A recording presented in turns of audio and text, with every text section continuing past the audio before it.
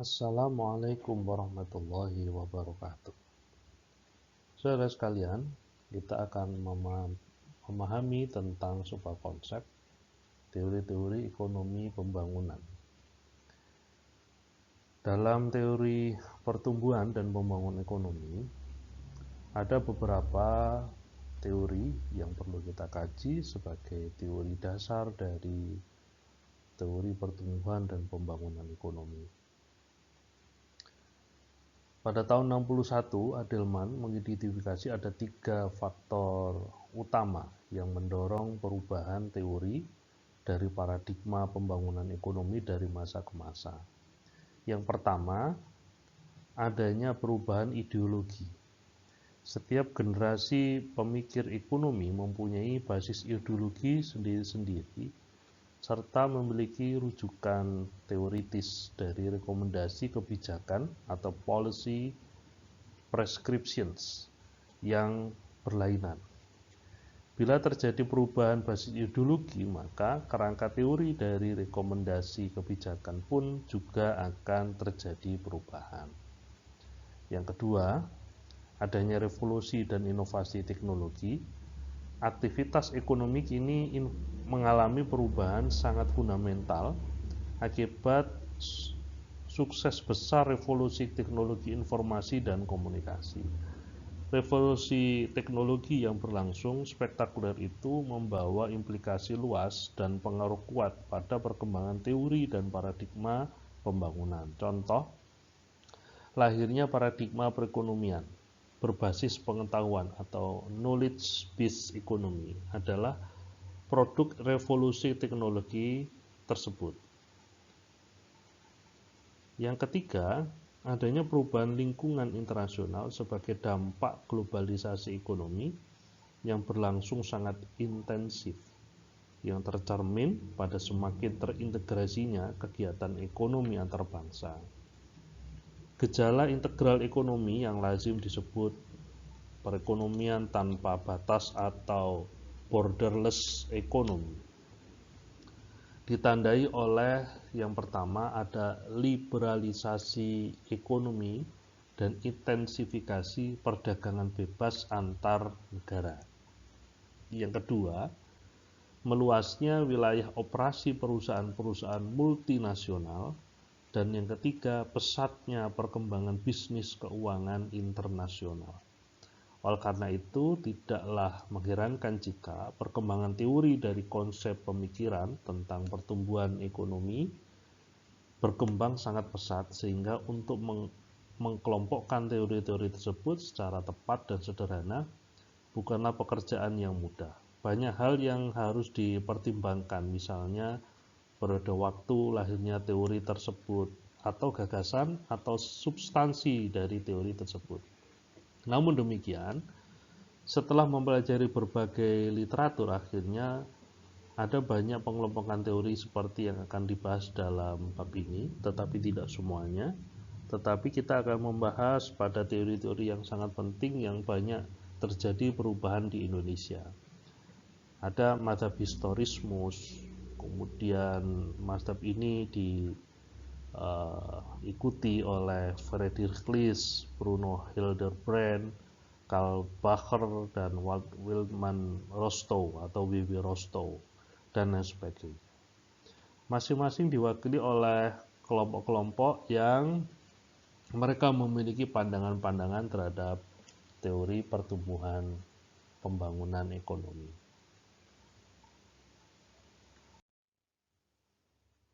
Teori pertumbuhan dan pembangunan ekonomi yang pertama, yakni mazhab historismus. Mazhab historismus dikenal sebagai penganjur paham nasionalisme, baik dalam kehidupan ekonomi maupun dalam kehidupan bermasyarakat. Hal tersebut dikarenakan paham tersebut sudah tertanam begitu dalam, bahkan menjadi bagian dari masyarakat Jerman pada umumnya. Semenjak pecah perang Napoleon pada akhir abad ke-18 dan dipicu oleh rasa patriotisme dan nasionalisme yang begitu kuat, masyarakat Jerman yang semula terbagi ke dalam 39 negara bagian atau sebagai konsekuensi dari perjanjian damai dengan pihak Perancis, memimpikan adanya unifikasinya atau penyatuan Jerman dan adanya pembaruan di bidang konstitusi. Namun adanya konflik yang berkepanjangan, baik berupa konflik internal maupun konflik eksternal, menyebabkan proses unifikasi Jerman mengalami keterlambatan dan memakan waktu yang cukup lama. Pada abad ke-19, perbedaan pada institusi sosial dan ekonomi antara Jerman dan Inggris ternyata berimplikasi pada perbedaan ideologi ekonomi mereka. Teori-teori yang berasal di Inggris dikenal sebagai paham ekonomi klasiknya, dinilai tidak mampu memahami dan memberikan solusi atas situasi Jerman pada masa itu. Oleh karena itu, berawal dari sinilah mazhab historisme berkembang sebagai sebuah kritik atas doktrin ekonomi klasik. Pola pemikiran mazhab historisme ini didasarkan atas perspektif sejarah terhadap masalah dan fenomena ekonomi tentunya. Gagasan yang dikemukakan oleh penganut mazhab ini tidak lepas dari kondisi sosial ekonomi masyarakat Jerman pada abad ke-19. Menurut mazhab ini, fenomena ekonomi hanya dipandang sebagai sebuah bagian tertentu dari perjalanan sejarah suatu bangsa. Oleh karena itu, pemikiran ekonomi dan penelitian tentang masa-masa ekonomi harus berada dalam konteks perspektif sejarah, sehingga setiap kebijakan yang dihasilkan didasarkan atas realitas di dunia nyata, bukan sekedar atas pemikiran yang abstrak dan dengan asumsi-asumsi yang terkadang kurang realistis. Menurut pandangan mazhab ini, pemikiran kaum klasik dinilai terlalu abstrak, teoritis, karena mengandalkan metode deduksi dalam analisisnya. Selain itu, mazhab ini juga menolak hukum-hukum ekonomi yang diajukan oleh kaum klasik sebagai suatu hal yang bersifat universal. Sebaliknya, mazhab ini lebih condong pada metode induksi empiris dalam analisisnya. Hukum ekonomi harus dianggap sebagai suatu hal yang bersifat relatif karena segala sesuatu yang tergantung pada dimensi ruang dan waktu. Paling sejarah membuktikan bahwa perkembangan ekonomi merupakan sebuah fenomena yang unik dan tidak berlaku secara universal. Oleh karena itu, anggapan tentang adanya hukum alam di bidang ekonomi sulit diterima oleh mazhab ini. Pemikiran mazhab ini mendominasi pemikiran ekonomi di Jerman selama abad ke-19 sampai dengan awal abad ke-20. Mazhab historismus dikenal sebagai penganjur paham nasionalisme, baik dalam kehidupan ekonomi maupun dalam kehidupan bermasyarakat. Hal tersebut dikarenakan paham tersebut sudah tertanam begitu dalam, bahkan menjadi bagian dari masyarakat Jerman pada umumnya. Semenjak Perang Napoleon pada akhir abad ke-18 dan dipicu oleh rasa patriotisme dan nasionalisme yang begitu kuat, masyarakat Jerman yang semula terbagi ke dalam 39 negara bagian atau sebagai konsekuensi dari perjanjian damai dengan pihak Perancis. Jerman memimpikan adanya unifikasi atau penyatuan Jerman dan adanya pembaruan di bidang konstitusi. Namun adanya konflik yang berkepanjangan, baik berupa konflik internal maupun eksternal, menyebabkan proses unifikasi Jerman berjalan melambat dan memakan waktu yang cukup lama. Nah, pada abad ke-19 ada perbedaan pada institusi sosial dan ekonomi antara Jerman dan Inggris. Ternyata implikasinya adalah ada perbedaan ideologi ekonomi mereka. Teori yang berasal dari Inggris atau dikenal dengan istilah ekonomi klasik dinilai tidak mampu memahami dan memberikan solusi atas situasi di Jerman pada masa itu. Oleh karena itu, berawal dari sinilah mazhab historismus berkembang sebagai sebuah kritik atas doktrin ekonomi klasik. Pola pemikiran madhab historismus ini didasarkan atas perspektif sejarah terhadap masalah dan fenomena ekonomi. Gagasan-gagasan yang dikemukakan oleh penganut madhab ini tidak lepas dari kondisi sosial ekonomi masyarakat Jerman pada abad ke-19, di mana menurut madhab ini fenomena ekonomi hanya dipandang sebagai sebuah bagian tertentu dari perjalanan sejarah suatu bangsa. Oleh karena itu, pemikiran ekonomi dan penelitian tentang masalah-masalah ekonomi harus berada dalam konteks perspektif sejarah, sehingga setiap kebijakan yang dihasilkan dilandaskan pada realitas di dunia nyata, bukan berdasar atas pemikiran yang abstrak dan dengan asumsi-asumsi yang terkadang kurang realistis.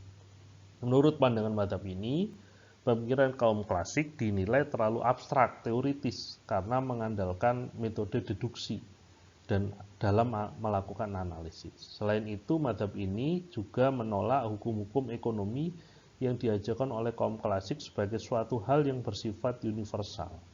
Sebaliknya, madhab ini lebih condong pada metode induksi empiris dalam analisisnya.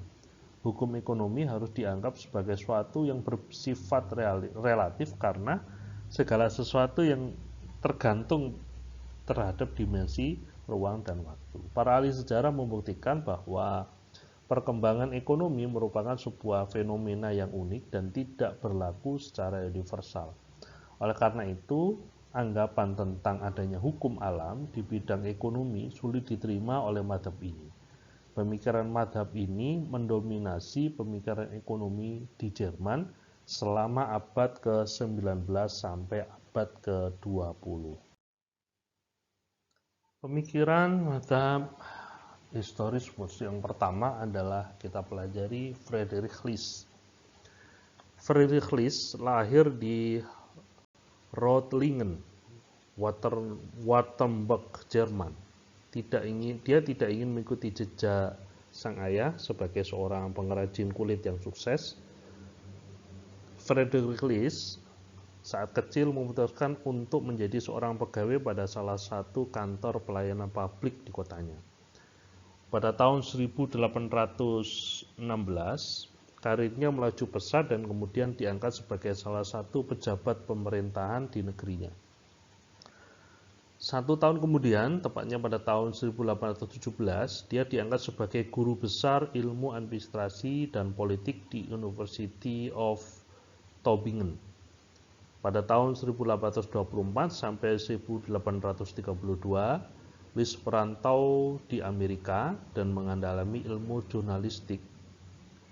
Ide-idenya tentang proteksionisme mendapat sambutan yang hangat di Amerika. Sekembalinya dari Amerika pada tahun 1834, ide Friedrich List tentang perlunya kawasan perdagangan dan pasar bersama atau common market terwujud ditandai dengan lahirnya Zollverein, yaitu semacam perjanjian bersama untuk menentukan tarif pabean atau bea cukai, mirip dengan custom union pada masa sekarang. Pada saat itu, wilayah Jerman terbagi atas 30-an kerajaan kecil dan menengah, di mana masing-masing kerajaan tersebut mempunyai tarif yang berbeda-beda, di mana Friedrich List hal tersebut merupakan sebuah hambatan dalam meraih pasar yang lebih luas menurutnya bagi produksi Jerman pada umumnya. Pokok pikiran yang ada di Friedrich List, kita bisa melihatnya pada gambar.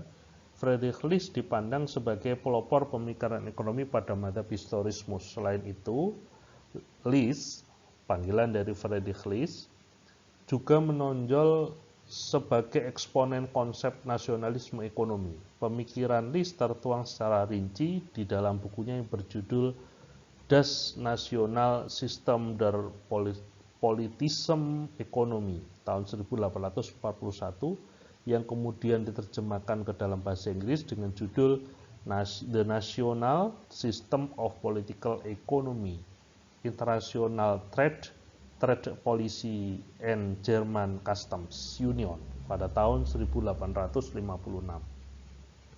Dalam buku tersebut, List menunjukkan radikalitasnya dengan menyerang pakar-pakar ekonomi klasik yang dinilainya terlalu bersifat kosmopolit karena mengabaikan peran pemerintah dalam perekonomian. Menurut List, sistem liberalisme yang laissez-faire tidak dapat menjamin alokasi sumber daya secara optimal.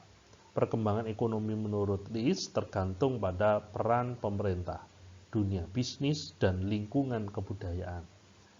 Menurut List, perkembangan ekonomi hanya akan terjadi jika dalam masyarakat ada kebebasan, baik dalam berpolitik maupun dalam kehidupan sosial sehari-hari. List menegaskan bahwa negara harus melindungi kepentingan golongan lemah dalam masyarakat. Friedrich List menyatakan bahwa perkembangan suatu masyarakat dapat ditinjau secara historis. Menurut List, ada 5 tahapan perkembangan ekonomi didasarkan pada cara produksi suatu masyarakat. Yaitu yang pertama, tahap berburu. Tahap berburu atau barbarian merupakan ciri masyarakat primitif di mana pada tahap ini masyarakat memenuhi kebutuhannya hanya dari kebutuhan alam atau ekstraktif. Dia tidak membutuhkan dari kondisi yang lain, tetapi dari kondisi alamlah mereka sangat bergantung. Yang kedua, ada tahap berternak atau pastoral, di mana pada tahapan ini sudah ada kegiatan berternak, namun masih bersifat nomaden. Mereka berpindah-pindah dari satu daerah ke daerah lain untuk melakukan pengelolaan peternakan mereka. Pada tahap ketiga, ada tahap agraris, di mana pada tahap ini masyarakat mulai menetap dan kemudian bertani secara subsisten. Ya. Mereka mencoba untuk memenuhi kebutuhan kehidupan mereka dengan cara seperti ini. Yang keempat, kombinasi antara tahap bertani dan industri manufaktur dan perdagangan, di mana pola-pola industri manufaktur dan perdagangan, manufaktur itu adalah pengolahan, dan perdagangan masih dalam bentuk yang sangat sederhana, beda dengan saat ini. Kombinasi antara tahap bertani dan industri manufaktur dan perdagangan, di mana pola-pola industri manufaktur dan perdagangan sudah dalam bentuk yang lebih maju. Menurut List, sistem perdagangan bebas atau free trade, sebagaimana dianjurkan oleh kaum klasik yang cocok diterapkan pada negara-negara yang telah berada pada tahap kelima pada perkembangan ekonomi masyarakat, di mana pola-pola industri manufaktur, pengolahan, dan perdagangannya sudah dalam bentuk yang lebih maju, misalnya Inggris dan lain sebagainya. List menambahkan bahwa sistem perdagangan bebas tidak cocok dengan kondisi Jerman pada masa itu, di mana industrinya masih jauh tertinggal jika dibanding dengan Inggris. Solusi yang ditawarkan Friedrich List adalah perlunya proteksi bagi industri lokal agar mempunyai daya saing di pentas global. Dua sektor utama yang sangat menentukan perekonomian nasional adalah sektor pertanian dan industri. Sektor pertanian diperlukan sebagai pemasok bahan pangan bagi masyarakat, tetapi tidak bisa diandalkan dalam memacu pertumbuhan ekonomi. Dia menandaskan bahwa sebuah negara tidak akan pernah mencapai kemajuan apabila negara tersebut hanya bertumpu pada kekuatan pertanian saja. Yang mampu membawa perekonomian pada tingkat yang lebih tinggi adalah sektor industri. Oleh karena itu, industrialisasi merupakan langkah awal untuk membawa perekonomian ke arah yang lebih maju. Pada tahap awal pembangunan industrinya, sebuah negara memberikan proteksi terutama bagi industri yang baru berkembang. Di sisi lain, sektor pertanian tidak perlu diberi proteksi, karena sektor pertanian secara otomatis akan mendapatkan manfaat dari pertumbuhan industri. Namun, penekanan Friedrich List bahwa proteksi tersebut hanya bersifat sementara, bukan terus-menerus. Setelah jangka waktu tertentu, ketika kita melihat pada industri sudah mulai berkembang dan mapan, maka proteksi harus dihentikan. Kalau tidak, hal tersebut akan menjadi sumber pemborosan bagi keuangan negara. Selain itu, menurut pandangannya bahwa daerah beriklim sedang paling cocok sebagai zona pengembangan industri, karena pada daerah ini mempunyai tingkat kepadatan penduduk yang ideal, sedangkan daerah yang tropis kurang cocok untuk dijadikan sebagai zona industri, karena pada umumnya daerah ini mempunyai tingkat kepadatan penduduk yang sangat tinggi, sehingga sektor pertanianlah yang cocok untuk menjadi basis pengembangan daerah ini. Inilah yang kemudian memicu pemikiran-pemikiran dari Friedrich List ini, memicu negara-negara, daerah-daerah seperti Indonesia, Malaysia, Filipina, itu adalah daerah-daerah yang kemudian diserang oleh para kalangan barat untuk melakukan kolonialisme pada masa kemerdekaan, pada Perang Dunia Pertama dan Kedua. Mazhab historismus yang kedua yang banyak dikenal oleh para ilmuwan, para ekonom adalah Bruno Hildebrand. Hildebrand merupakan seorang ekonom yang sangat aktif dalam bidang penelitian dan penulisan karya ilmiah. Dia senantiasa menekankan adanya evolusi dalam perekonomian masyarakat. Pemikiran Hildebrand tertuang dalam bukunya yang berjudul The National Economy der Zukunft and Zukunft tahun 1848. Menurut Hildebrand, kebijakan-kebijakan ekonomi haruslah bercermin pada dan berpijak pada sejarah. Namun pembahasannya tentang sejarah ekonomi tidak dilengkapi dengan kerangka analisis yang kohesif, sehingga hasil karyanya sebagian besar hanyalah berupa monografi sejarah yang bersifat deskriptif tentang masalah-masalah ekonomi. Sebagai kritik terhadap List, Hildebrand menyatakan bahwa perkembangan ekonomi bukan didasarkan pada cara produksi ataupun cara konsumsi, tetapi pada cara distribusi. Menurut Hildebrand, perkembangan ekonomi dapat dibagi ke dalam 3 tahap. Yang pertama, perekonomian barter, yang kedua, perekonomian uang, dan yang ketiga, perekonomian kredit.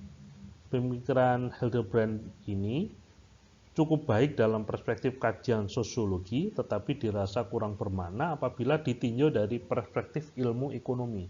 Salah satu kelemahan mendasar dari pemikiran Hildebrand adalah bahwa keseluruhan penelitiannya hanya berupa monografi sejarah yang bersifat deskriptif tentang masalah-masalah ekonomi. Selain itu, Hildebrand juga tidak menjelaskan secara terinci tentang proses evolusi dari satu tahap ke tahap berikutnya. Oleh karena itu, karya Hildebrand dinilai kurang bermakna bagi perkembangan ilmu ekonomi. Kalau kita pahami di dalam konteks saat ini, maka kita bisa menemukan data pertumbuhan ekonomi di masing-masing kantor kelurahan desa maupun kantor kelurahan tentang potensi ekonomi desa masing-masing dengan kita melihat pada buku monografnya. Ini adalah hasil pemikiran Bruno Hildebrand yang sampai saat ini masih kita temukan di dalam perkembangan di Indonesia.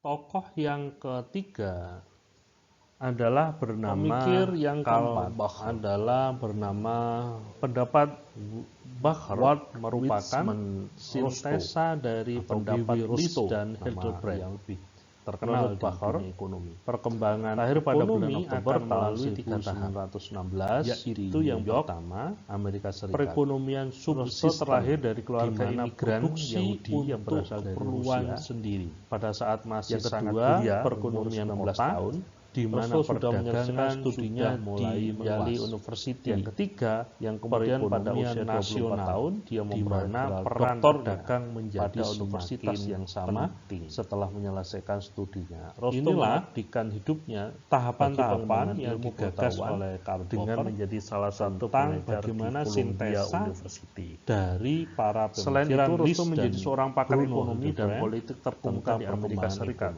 Rosto juga pernah menjabat sebagai penasehat senior pada The National Security Office yang pada pemerintahan John F. Kennedy dan Lyndon B. Johnson. Perannya begitu menonjol dalam merumuskan kebijakan Amerika di kawasan Asia Tenggara pada dekade tahun 60-an. Dia juga merupakan salah seorang yang mendukung keterlibatan militer Amerika pada Perang Vietnam. Pada tahun 1947, Rosto menjadi salah satu orang yang berpengaruh pada Economic Commission for Europa dan menjadi salah satu penggagas Marshall Plan pada tahun 1958. Karir politik Rosto kembali mencuat setelah dia diangkat sebagai juru bicara kepresidenan pada masa pemerintahan Dwight D. Eisenhower. Pandangan-pandangannya yang dinilai pro-perang dan pro-kebijakan pasar membuatnya tidak begitu populer di kalangan ilmuwan sosial di Amerika yang pada masa itu didominasi oleh pemikiran Keynesian. Pada tahun 1950, dia dinobatkan sebagai guru besar bidang sejarah ekonomi di Massachusetts Institute of Technology. Beberapa penghargaan yang pernah diterima Rosto adalah Order of the British Empire tahun 1945, Legion of Merit 1945, dan Presidential Medal of Freedom tahun 69. Rosto wafat pada bulan Februari 2003 sebagai seorang Amerika. Pokok pikiran yang diangkut oleh Walt Whitman Rosto ini adalah salah satu teori pembangunan ekonomi yang sangat populer dan sering menjadi perdebatan di kalangan para ekonom adalah teori pertumbuhan ekonomi linier yang diajukan oleh Rosto. Pada awalnya teori ini didasarkan pada tulisan Rosto dengan judul The Take-Off into Self-Sustained Growth dalam Economic Journal edisi Maret tahun 1956 dan The Stakes of Economic Growth dalam The Economic History Review tahun 1959. Kemudian pokok pikiran Rosto tersebut dikembangkan secara lebih komprehensif dalam bukunya yang berjudul The Stakes of Economic Growth tahun 1960. Dasar yang digunakan Rosto dalam membedakan tahap pembangunan ekonomi adalah pada karakteristik perubahan dalam keadaan ekonomi, sosial, dan politik yang terjadi. Menurut Rosto, pembangunan ekonomi merupakan suatu proses multidimensional, karena pembangunan ekonomi bukan hanya bermakna pertumbuhan dalam sektor ekonomi suatu negara yang diindikasikan oleh menurunnya peranan sektor pertanian dan meningkatkan peran sektor industri, tetapi lebih dari itu, pembangunan pertanian dan meningkatkan peran sektor industri tetap lebih dari itu. Pembangunan ekonomi dapat pula diartikan sebagai suatu proses yang kemudian menghasilkan perubahan-perubahan ekonomi.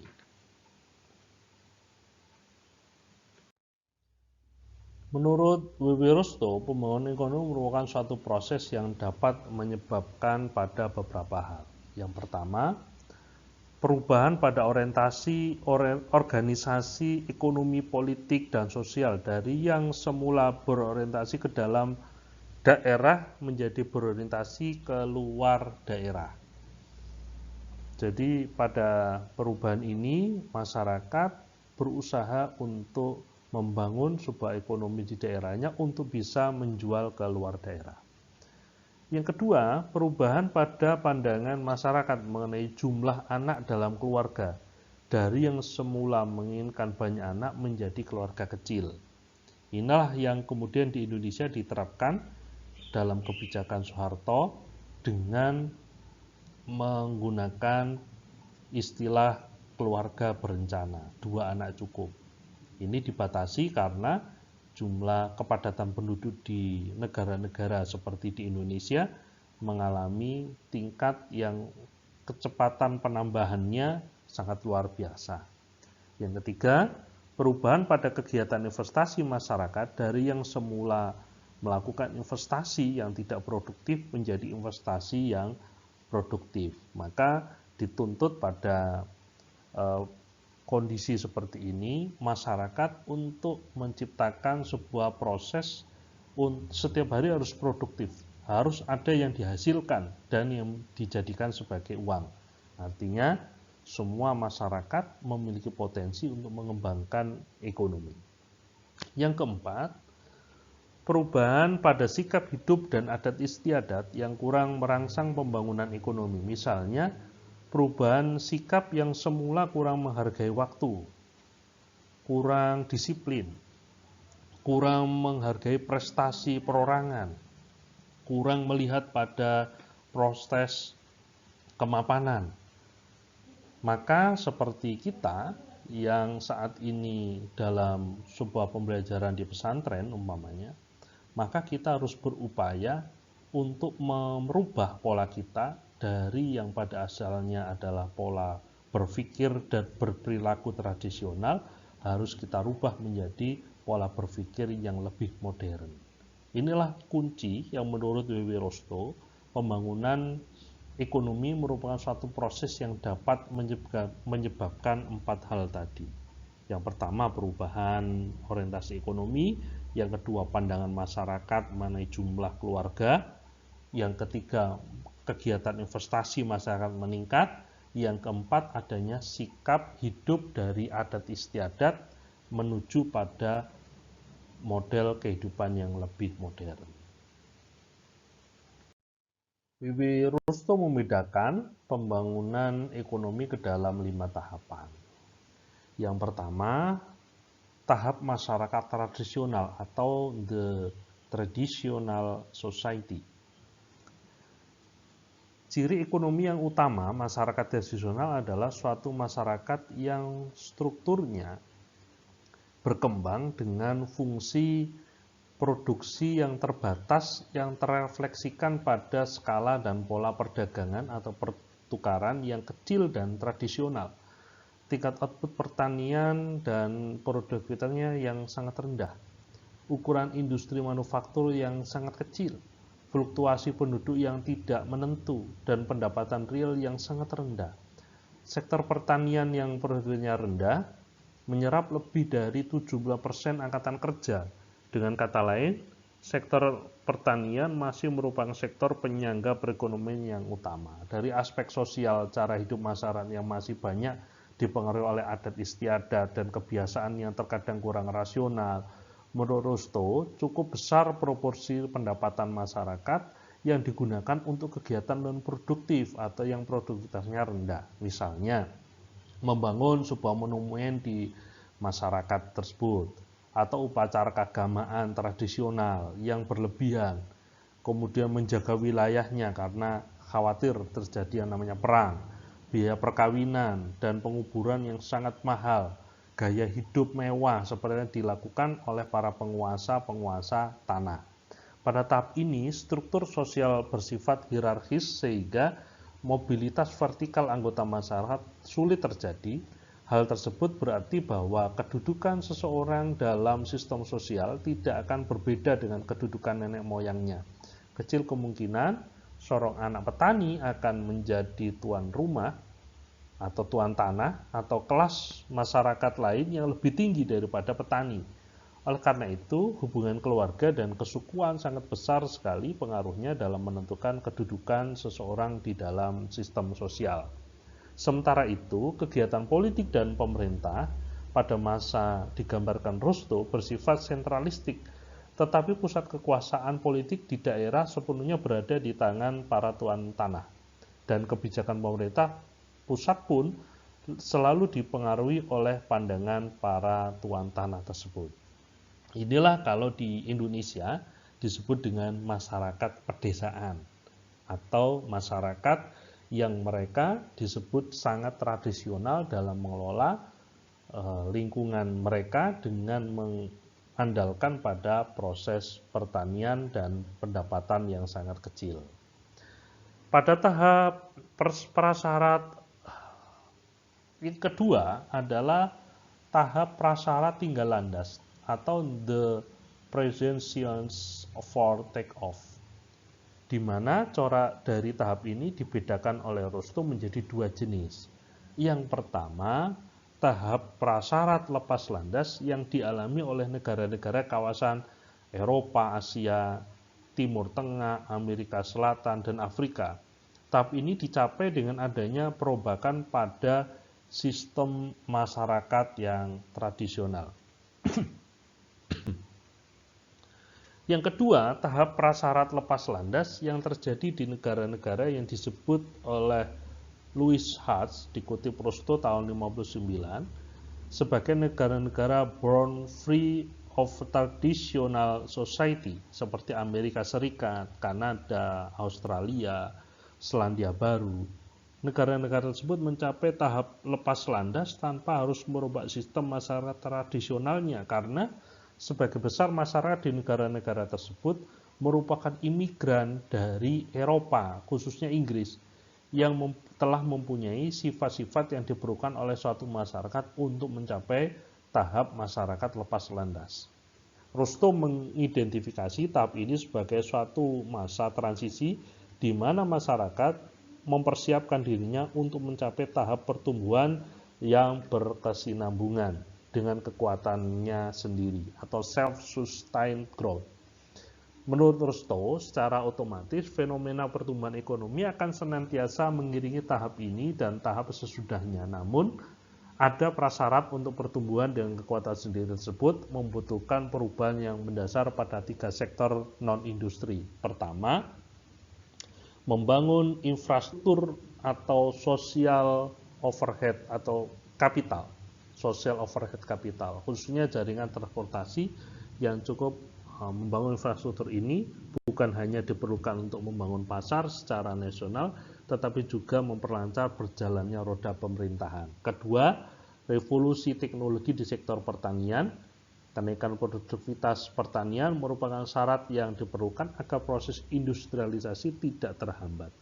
Yang ketiga, peningkatan impor yang didanai oleh hasil produksi dan pemasaran beberapa sumber daya alam yang semakin efisien. Bahkan jika mungkin, impor modal, kenaikan akses ke mata uang asing diperluaskan oleh suatu negara untuk wilayah untuk meningkatkan persediaan peralatan dan bahan baku industri yang tidak dapat dihasilkannya sendiri.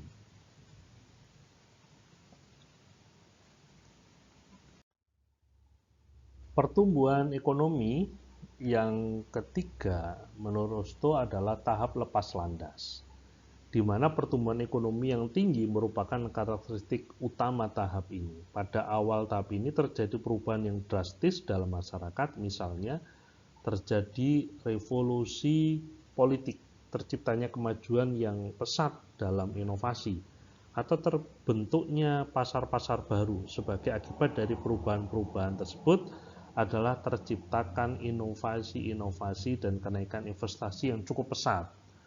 Kenaikan tingkat investasi tersebut akan mampu memacu laju pertumbuhan pendapatan nasional hingga melebihi tingkat pertumbuhan penduduknya. Dengan demikian, tingkat pendapatan per kapita menjadi semakin tinggi. Ada dua kesimpulan yang dapat ditarik. Yang pertama, sebagian besar negara-negara barat mencapai tahap lepas landas antara abad 18 hingga abad ke-19. Dan tahap lepas landas tersebut berkisar antara 20 sampai 25 tahun. Ada tiga ciri utama negara yang sudah mencapai masa lepas landas. Yang pertama, adanya kenaikan investasi produktif dari yang semula sama atau kurang dari 5% menjadi 10% dari pendapatan nasional atau national income atau produksi nasional bersih atau net national product. Yang kedua, berkembangnya satu atau beberapa sektor industri dengan laju pertumbuhan yang sangat tinggi. Yang ketiga, terciptanya suatu kerangka dasar politik, sosial, dan kelembagaan yang mendukung perkembangan sektor modern dan mendorong terciptanya kondisi makro yang dinamis sehingga pertumbuhan ekonomi terus melaju dengan pesat. Kemampuan mobilitas sumber-sumber modal dalam negeri yang menjadi salah satu ciri utama negara-negara yang sudah mencapai tahap lepas landas adalah karena peranan tabungan dalam negeri atau domestic saving sangat besar dalam menciptakan tahap lepas landas. Inggris dan Jepang merupakan contoh negara yang mencapai lepas landas tanpa harus mengimpor model asing atau bantuan luar negeri sama sekali. Sementara Amerika Serikat, Rusia, dan Kanada sangat bergantung pada model asing dalam mencapai tahap lepas landas mereka. Menurut Wiwi Rusto, dalam proses tahap lepas landas ini, ada 4 hal yang menjadi leading sector dalam menciptakan sebuah perubahan itu. Yang pertama adalah harus ada kemungkinan perluasan pasar bagi barang-barang yang diproduksi untuk mempunyai kemungkinan dia akan mengalami perkembangan yang sangat cepat. Maka pemerintah akan berupaya untuk melakukan intervensi terhadap produksi di mana produksi tersebut adalah memiliki hubungan dengan kemungkinan perkembangan yang modifikasinya sangat cepat. Kalau di Indonesia, model seperti ini dikembangkan dengan mengintervensi perusahaan-perusahaan industri-industri mobil yang kemudian mereka berkembang pesat menjadi sebuah perusahaan-perusahaan yang mampu dijual oleh Indonesia kepada negara yang lain. Yang kedua, sektor yang harus dikembangkan tersebut harus memiliki teknik produksi yang modern dan kapasitas produksi yang dimiliki pun harus dapat diperluas. Di mana dalam sektor tersebut dikembangkan teknik produksi yang mana model teknologi yang dikembangkan sudah sangat modern dan kemudian teknologi ini bisa diproduksi dan juga hasil produksinya, kapasitasnya bisa diperluas kemana-mana. Inilah yang kemudian di Indonesia disebut dengan teknologi pangan, di mana pada proses awal tahun Orde Baru, pada masa Orde Baru, pemerintah mencoba untuk mengembangkan sebuah proses pertanian yang pada asalnya jenis padi yang mereka tanam adalah padi yang hanya mendapatkan nilai panen yang sangat terbatas, tetapi dengan menggunakan teknologi pertanian, maka hasil pertanian pun juga menjadi sangat berlebih. Yang ketiga, dalam masyarakat harus tersedia tabungan dan para pengusaha juga harus menanamkan kembali keuntungannya untuk membiayai pembangunan sektor pemimpin. Maka dalam hal inilah posisi negara mengatur sebuah proses pembangunan ekonomi dengan mempercepat, memperbanyak berdirinya perbankan-perbankan sebagai tempat untuk institusi untuk menabung yang akan diberikan oleh masyarakat. Yang keempat, pembangunan dan transformasi teknologi sektor pemimpin harus mampu mengembangkan kapasitas dan modernisasi sektor-sektor lain. Maka ketika sudah memasuki pada era hari ini, sebuah proses yang kita kenal dengan digital marketing itu sangat harus kita terima dan harus kita kembangkan. Inilah saudara sekalian 4 faktor yang menciptakan perubahan pada tahap lepas landas menurut Wiwi Rusto. Saudara sekalian, kalau kita melihat urutan negara lepas landas dan leading sector yang telah dilakukan oleh Wiwi Rusto, di mana masa tinggal landas mereka hanya berjalan 20-25 tahun. Yang pertama Inggris, tahun 1783 sampai 1802. dia mengalami perubahan yang sangat esensial, yaitu menitik tekankan pada industri tekstil, leading sektornya. Perusahaan tekstil di Inggris dikembangkan sangat gencar sekali, sehingga dia mampu menjual produksi tekstilnya ke luar negeri dengan sangat besar. Yang kedua, Prancis. Prancis pada tahun 1830 sampai 1860, dia membangun jaringan kereta api. Dia bekerja sama dengan Belgia, membangun jaringan kereta api dari Prancis sampai Belgia. Begitu pula sebaliknya, dari Belgia ke Prancis. Ternyata satu keuntungannya, perpindahan masyarakat dari satu negara ke negara lain ternyata menguntungkan. Yang kedua, pengiriman produk makanan yang berada di satu negara ke negara yang lain untuk bisa terdistribusikan menjadi kunci utama kemajuan Prancis dan Belgia. Yang keempat, ada Amerika tahun 1843 sampai 1860. Dia juga membangun jaringan jalan kereta api terhubung ke seluruh negara-negara di Amerika, sehingga model pembangunan jaringan jalan kereta api ini menghasilkan pendapatan Amerika yang kemudian tiba-tiba melonjak tinggi karena ada perpindahan produksi antar satu daerah ke daerah yang lain. Yang kelima, Jerman tahun 1850 sampai 1873 juga membangun jaringan jalan kereta api. Yang keenam, Swedia membangun industri kayu.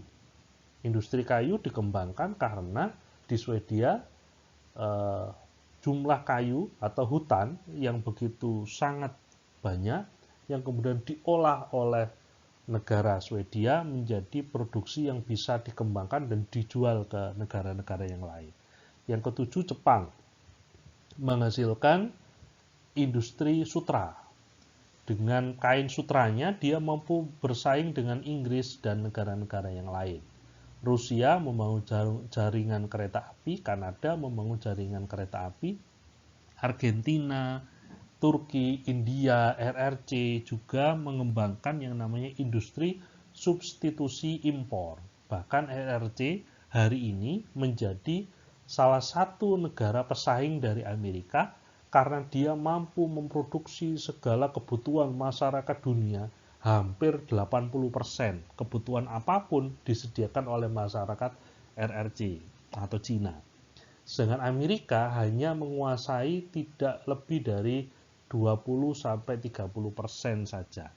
Nah, dalam hal ini di Indonesia berupaya untuk membangun sebuah strategi yang sama, yaitu dibangunlah yang namanya pelabuhan-pelabuhan, dibangunlah yang namanya pada zaman era Soeharto, pusat-pusat industri mulai dibangun,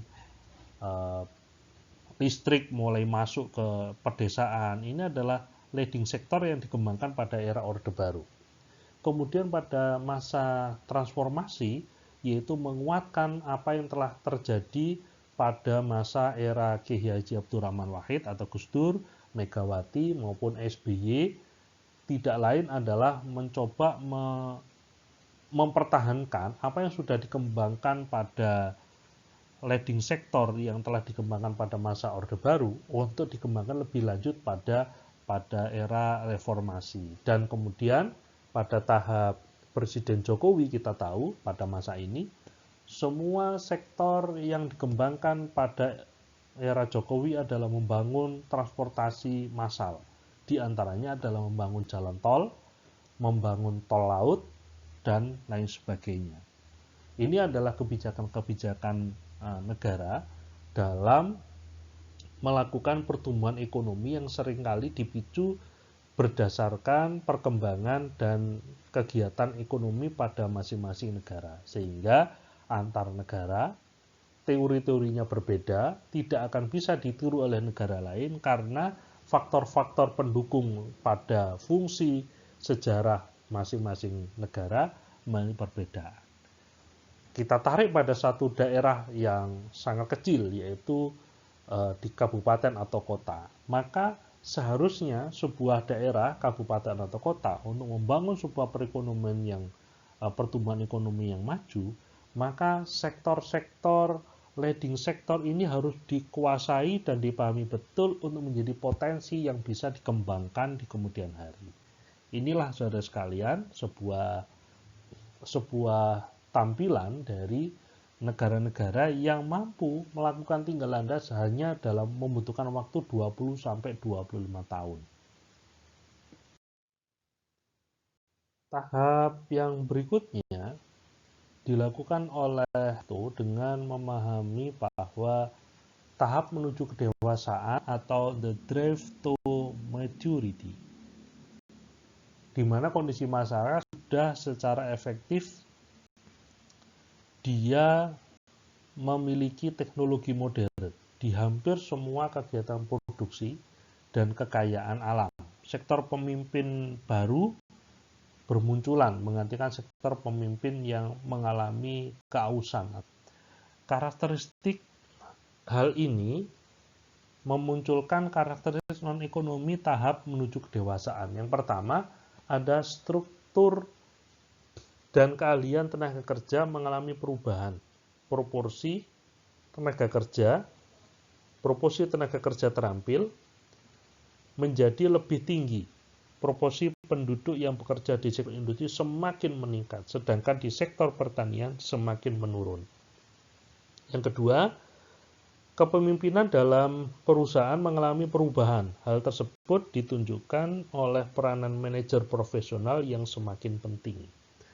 Yang ketiga, mulai muncul kritik terhadap industrialisasi yang dilakukan oleh kaum intelektual dan politisi sebagai dampak dari ketidakpuasan masyarakat terhadap industrialisasi, karena ternyata industrialisasi tersebut selain menghasilkan manfaat tetapi juga menimbulkan biaya sosial.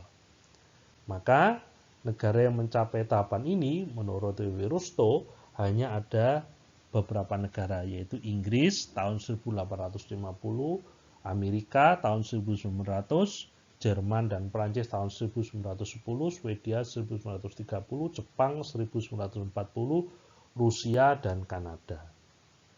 Dalam menganalisis karakteristik tahap menuju ke arah kedewasaan ini, Rusto menekankan analisisnya pada corak perubahan sektor-sektor pemimpin di beberapa negara yang sekarang ini dapat dikategorikan sebagai negara-negara maju. Di negara tersebut menunjukkan bahwa setiap negara memiliki pemimpin pada tahap ini berbeda dengan sektor pemimpin pada tahap sebelumnya.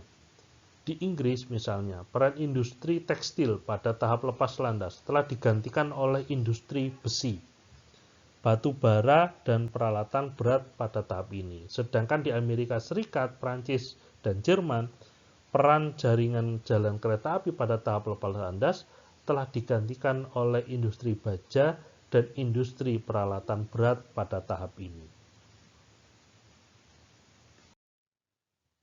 Tahap yang kelima yang disebut dengan tahap konsumsi tinggi atau the age of high mass consumption.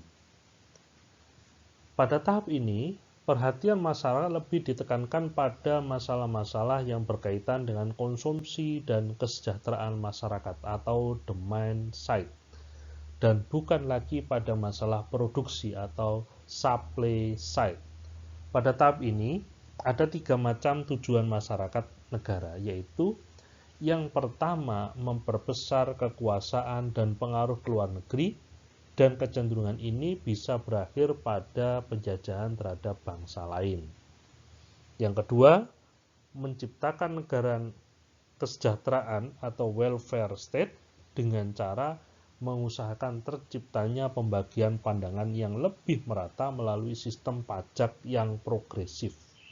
Yang ketiga, orientasi konsumsi masyarakat bukan lagi terhadap barang-barang primer atau sandang pangan dan papan, tetapi lebih kepada barang-barang dan jasa sekunder dan tersier atau durable goods. Menurut Rusto, Amerika Serikat adalah negara pertama yang mencapai tahap ini, yaitu pada tahun 1920.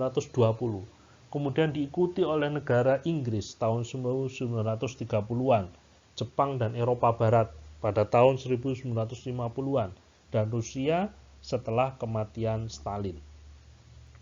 Secara keseluruhan, proses sebagaimana dijelaskan Rostow hanya bisa berlangsung jika dipenuhi beberapa kondisi, antara lain pemerintah yang stabil, adanya perbaikan pada tingkat pendidikan masyarakat, adanya sekelompok inovator dan pengusaha atau entrepreneurship yang mampu memanfaatkan tabungan masyarakat dan mengembangkan perdagangan. Untuk mencapai hal tersebut, tingkat tabungan dan investasi perlu ditingkatkan hingga mencapai 10% dari pendapatan nasional. Selain itu, secara implisit, Rostow menyatakan bahwa untuk dapat maju dan berkembang, diperlukan adanya reformasi sosial. Oleh karena itu, negara sedang berkembang dapat mencontoh langkah-langkah yang telah dilakukan oleh negara-negara maju pada tahap awal pembangunan mereka. Inilah yang kemudian dilakukan oleh pemerintah Indonesia sampai dengan hari ini, berupaya untuk menjadikan sebagai negara yang modern dengan cara langkah-langkah yang telah dilakukan oleh Rostow ini. Jika kita bandingkan dengan proses yang hari ini terjadi dengan yang disebut dengan era 4.0, maka kita bisa melihat sebuah proses yang berkembang dari apa yang disebut dengan masa tradisional yang kemudian sampai pada teori tiga landas menurut Rostow. Yang pertama adalah perubahan pada era 4.0 dengan melihat pada pola era 1.0, yaitu di mana semua kebutuhan masyarakat menggunakan pola mesin. Jadi memperkenalkan mesin sebagai kekuatan untuk membangun produksi. Pada era 2.0, produksi massal tentang alat-alat transportasi.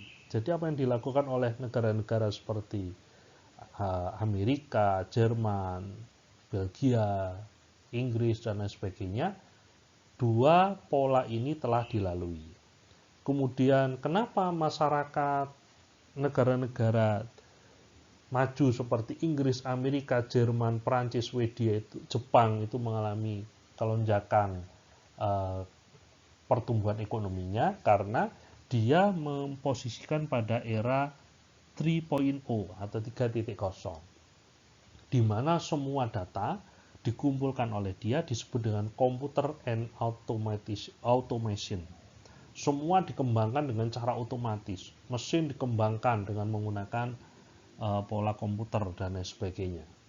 Tetapi pada era 4.0, di mana disebut dengan istilah cyber physical system, di mana semua mesin, semua komputer, semua kebutuhan manusia itu adalah berbasis data, berbasis mesin, berbasis teknologi, dan semua kebutuhan manusia akan mampu didapatkan ketika masyarakat menggunakan teknologi-teknologi yang berupa teknologi digital. Maka seperti yang kita rasakan hari ini, pada era milenial, masyarakat membutuhkan apapun dengan teknologi digital.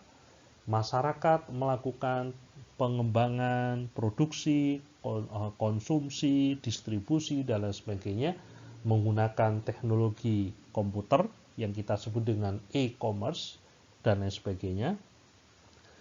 Masyarakat melakukan pola transportasi dengan menggunakan kendaraan atau ojek digital atau daring dalam jaringan, dan semuanya itu mampu dilakukan pada era kekinian. Lalu bagaimana kira-kira pada pertumbuhan ekonomi pada masa saat ini yang bisa Anda gambarkan? Inilah saudara sekalian, pemahaman kita tentang pola pertumbuhan dan pembangunan ekonomi kita pelajari berdasarkan dari teori-teori pembangunan yang telah disampaikan pada era mazhab historismus yang mempengaruhi bagaimana pola kehidupan di bangsa Indonesia kita ini. Ada 4 prinsip utama dan ajaran dari mazhab historismus. Yang pertama, mazhab historismus menekankan pendekatan yang bersifat evolusioner pada ilmu ekonomi. Mazhab ini memusatkan perhatian pada pertumbuhan dan pembangunan secara kumulatif. Analogi yang sering digunakan adalah teori evolusi Darwin, di mana sebuah organisme sosial yang kemudian kita kenal dengan nama masyarakat akan lahir, kemudian dia akan tumbuh dan berkembang, dan pada akhirnya akan rapuh dan mati. Menurut mazhab ini, sebuah masyarakat akan senantiasa berubah, namun dengan siklus yang konstan. Salah satu pokok pikiran mazhab ini adalah hukum relativitas, suatu tesis ekonomi yang sangat cocok bagi perekonomian suatu negara tertentu, mungkin tidak akan cocok diterapkan di negara yang lain. Yang kedua, mazhab historismus ini menekankan pentingnya peranan pemerintah dalam perekonomian. Mazhab ini dikenal memiliki sifat nasionalisme yang begitu kental, sedangkan mazhab klasik dikenal dengan paham individualisme dan internasionalismenya.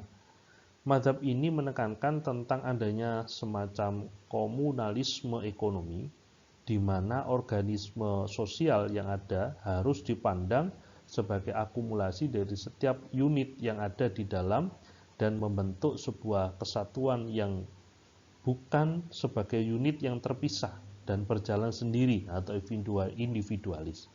Mazhab ini menekankan tentang perlunya campur tangan pemerintah dalam perekonomian karena mereka tidak percaya tentang adanya automatic mechanism atau invisible hand yang mampu memecahkan distorsi pasar sehingga pasar menuju ke suatu keseimbangan yang disebut dengan equilibrium dengan mulus. Ketiga, mazhab historismus menggunakan pendekatan induktif dalam analisisnya. Para ekonom mazhab ini menekankan pentingnya mempelajari ekonomi dalam perspektif sejarah.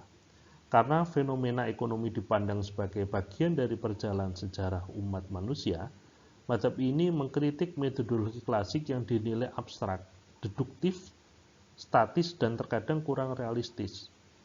Pola pendekatan induktif dari mazhab ini berpangkal tolak dari pengamatan pengkajian yang bersifat khusus, dan dari sinilah sebuah keseimbangan dari pengamatan pengkajian yang bersifat khusus tersebut dapat diambil. Dengan metodologi ini otomatis hukum ekonomi yang bersifat universal tidaklah berlaku karena ada batasan ruang dan waktu. Yang keempat, mazhab historisme memberikan dukungan pada pandangan-pandangan yang bersifat konservatif.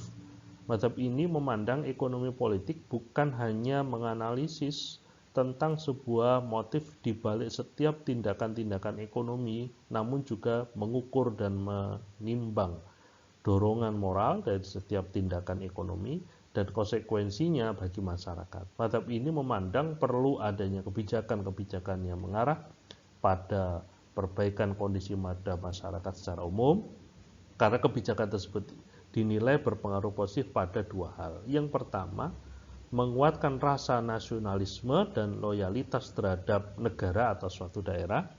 Yang kedua, adanya perbaikan kondisi masyarakat yang pada akhirnya akan mampu meningkatkan efisiensi dan produktivitas tenaga kerja atau tenaga kerja sebagai bagian dari masyarakat secara keseluruhan. Sama halnya dengan pandangan kaum sosialis, menurut mazhab ini pembahasan juga dipandang sebagai perubahan secara vertikal pada kelas-kelas sosial masyarakat.